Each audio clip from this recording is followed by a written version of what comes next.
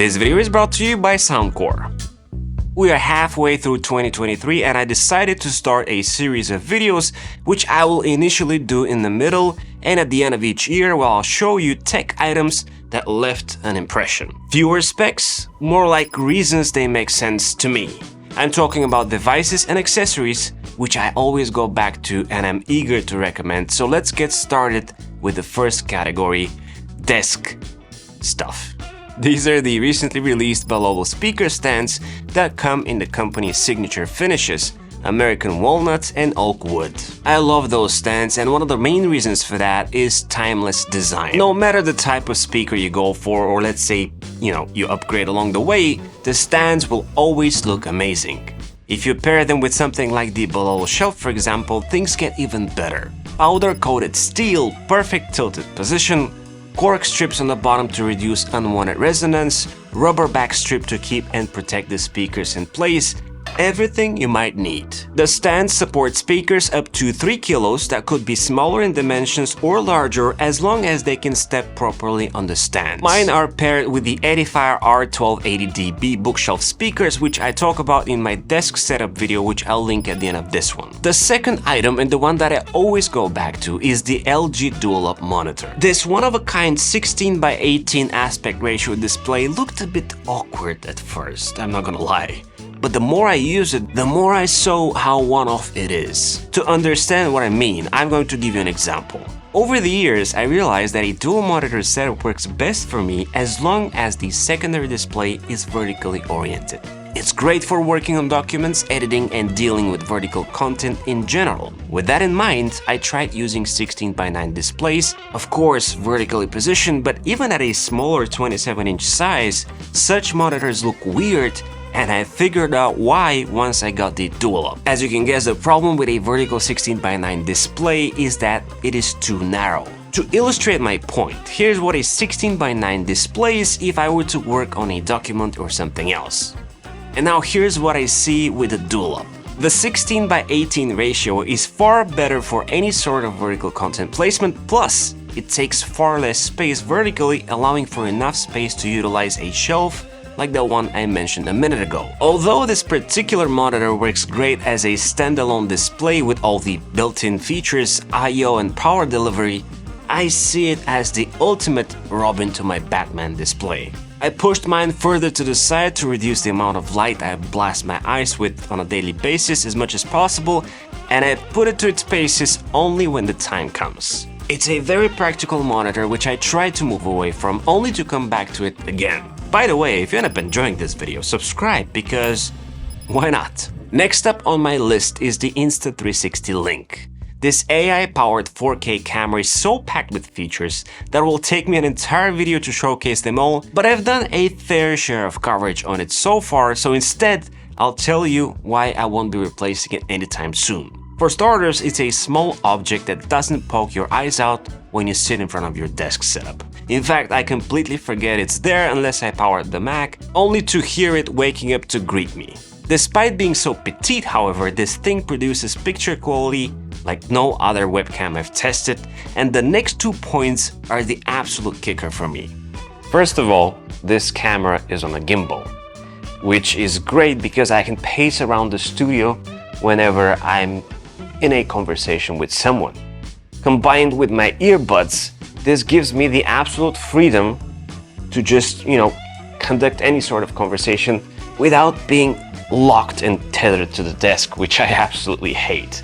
This thing is just amazing. Second, I have the awesome presets, which to this day impress the people on the other side whenever I want to showcase something. Instead of having to lift whatever I want to show to the person on the other side, I just switch the preset position and then move back to me. This is what I call an over-engineered product in a good way. The next desk item is the CalDigit TS4 dock. You can see this item on plenty of desk setups and for a good reason.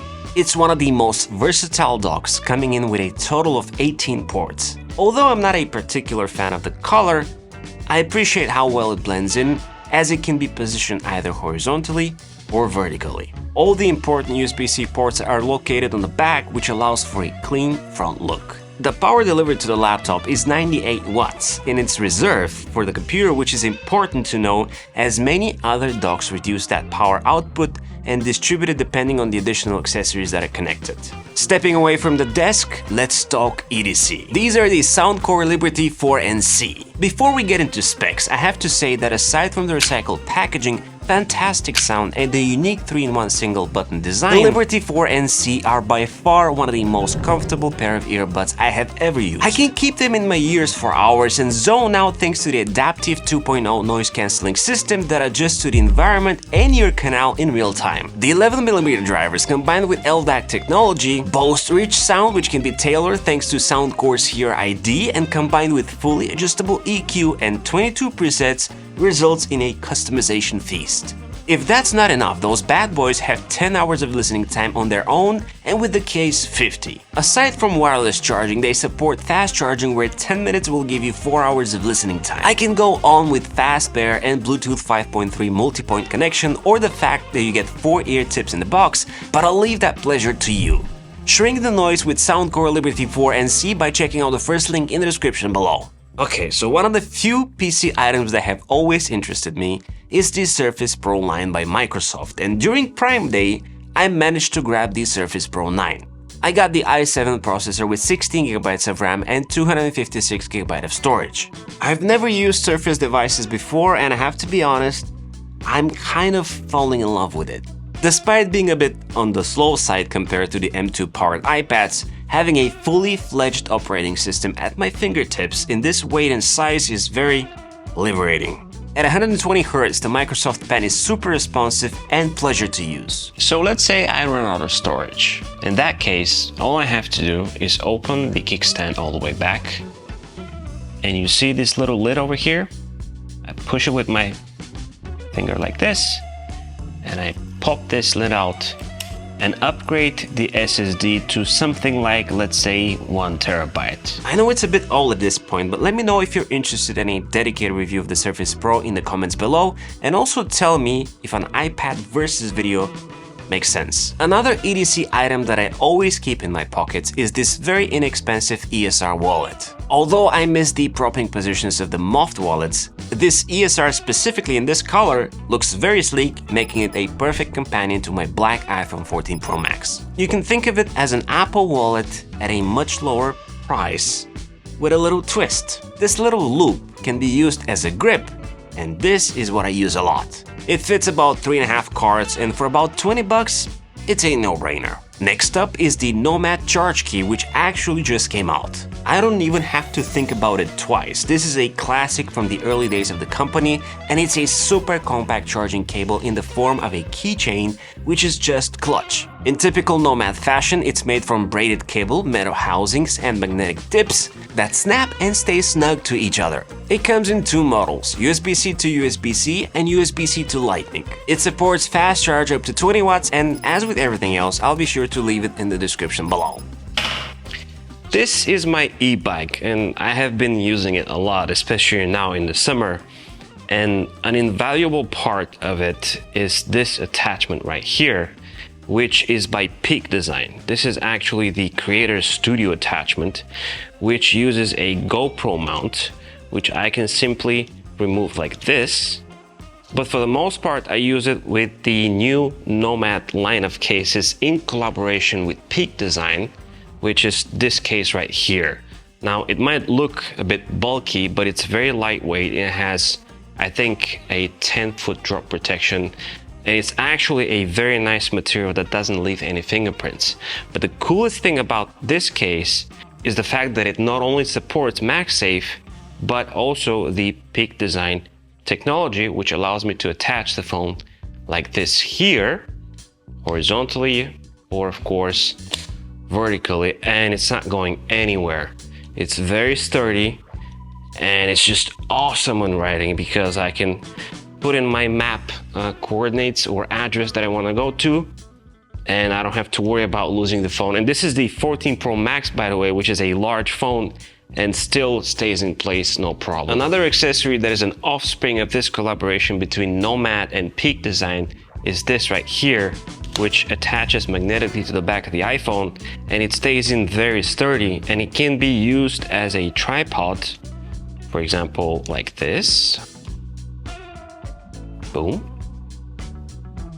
Or as a sort of like a stick, which you can use to, you know, film yourself if you're a creator or Instagrammer or TikToker or something else.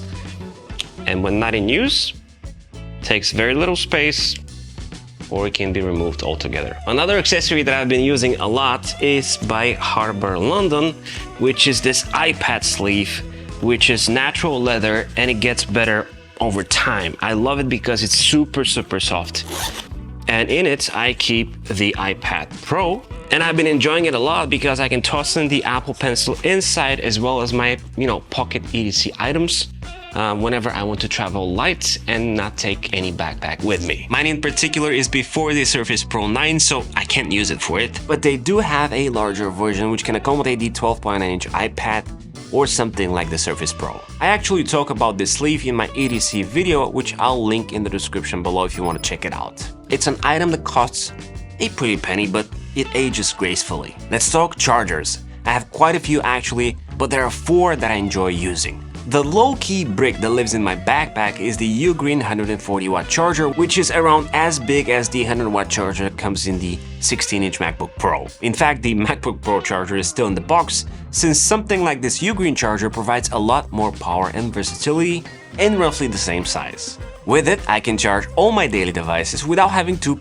haul anything else. The Omni 20C Plus PowerBank is another charging solution that I keep in my backpack, as it serves multiple purposes. It's a 20,000 mAh battery that has plenty of features, my favorite being the fact that I can use it as a hub, a wireless charger, and a multi-device battery when necessary. It comes with its own hardshell case, and I've resorted to it more than once in my recent travels. Okay, so there's a second battery that I recently started switching to, and that is the SharkGeek Storm 2, as it is the coolest looking competitor that comes with 25,000 mAh capacity. Again, a smart display to monitor output and consumption, multiple ports, and 100 watts output while being safe for air travel. This tiny Macintosh here, by the way, is actually another charger that I've been raving about, and it's again by SharkGeek, and I talk about it in this video here. Like and subscribe to the channel as well as my newsletter, and as always, it's been an absolute pleasure.